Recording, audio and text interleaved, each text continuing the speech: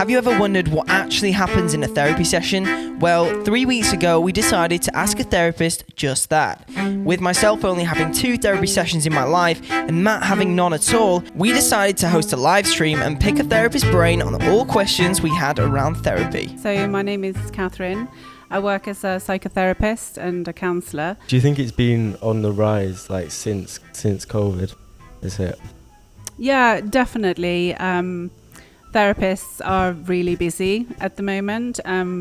People are having to turn potential clients away because we just haven't got time. So as a community, therapists and counsellors are experiencing, I think, that the pandemic has had a huge effect on people's mental health. So what would your advice be to someone who thinks they're experiencing some mental health issues and they're struggling to take that first step? Because I know that's the position because I haven't actually been to therapy, but I definitely would be open to it. What would you say to someone like me to take that first step?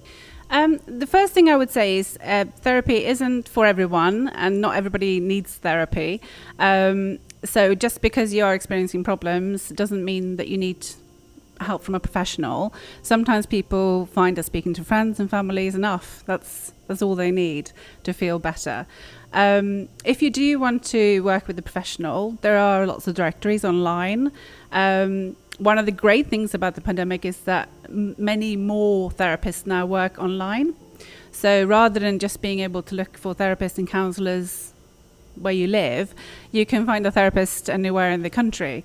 And sometimes people find that easier because it's a little bit less threatening or worrying or scary if you can sit in your own bedroom or living room having a conversation with someone.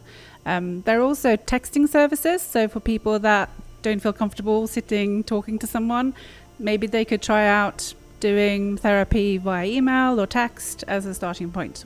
So when you get a client, how did it all start? So I think that there is a difference between accessing therapy via the NHS. There are long waiting lists. It's a big problem.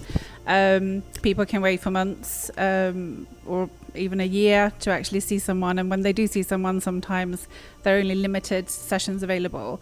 So I think absolutely see a GP. If you're struggling with your mental health, speak to your GP as a first port of call. If you work with someone privately, the costs can be prohibitive, but most communities also have a lot of free services run by charities. So that's definitely worth looking into. Some of them have limited number of sessions, but it can be a really good starting point. So when you say where do you start, it depends a bit on what you're looking for and what your circumstances are. But those are the 3 sort of main routes. So via the NHS, voluntary services or free services, and private services.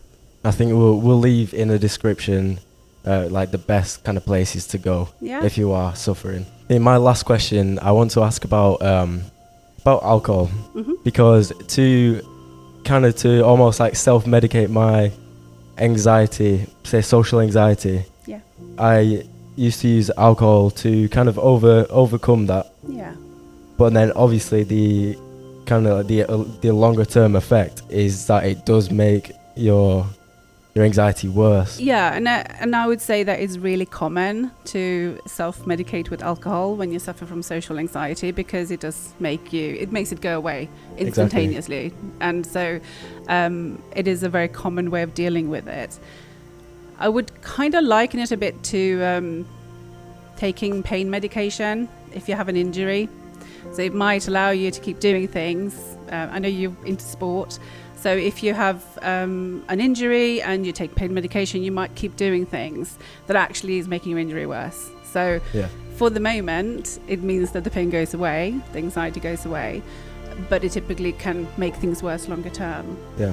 I feel with mental health, because you can't see it, you don't think about it as much. Yeah, no, absolutely. And I think we are conditioned by society to mask it. So not only is it invisible, but we actually go through a lot of effort to disguise how we're feeling. And you touched on before the stigma, and as a society, showing vulnerability is not something that's typically desirable or seen as something you want to do. The stigma comes into the conversation. I think it's helpful to think about the context of even evolution, we've rarely benefited from showing our vulnerability. It's something that doesn't come naturally to us. So we tend to want to hide it, whether it's a physical injury or a mental health problem. And I think the stigma also comes from the fact that we have historically treated people with mental health problems really badly. We've thought very badly of them. We tend to, in the past, have had institutions where we've locked them away. People sometimes worried that people with mental health problems are dangerous, etc. So all of this stuff is us as a society, I think, overcoming this notion of poor mental health being a really undesirable thing. Anxiety, depression, what are the kind of like telltale signs that, you know, if you feel like someone in your close circle, in your family is struggling, what are the kind of telltale signs that you can look out for? Anxiety and depression can present really differently in different people. So there are some commonalities, but generally speaking, look for a change in the person that you know well. It's quite common that people that feel depressed stop enjoying things that they've enjoyed for a long time. So if the person you're close to has always enjoyed going out clubbing, suddenly doesn't want to, that could be an indication that something's not as it should be with them. Similar things with anxiety. So if someone's previously felt comfortable in certain settings and start avoiding them, just a lack of energy, feeling down, feeling low,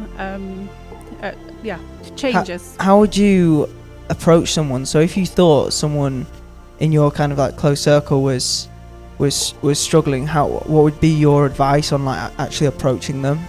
It can be really hard because sometimes people don't want to talk about it. They're not ready to talk about it. If you can be specific, I think that's a good thing. So don't be afraid to ask someone, are they feeling depressed? Are they feeling anxious about things? Don't be afraid to use that terminology. Sometimes when we have mental health problems, we feel a lot of shame. So to actually name it and talk about it, and if you have personal experiences or know other people that have personal experiences, do bring that up. The other thing I would say is don't be afraid to use humor. Mental health problems are really difficult, but it doesn't mean that people lose their sense of humor. It doesn't mean that they're no longer the person that you know.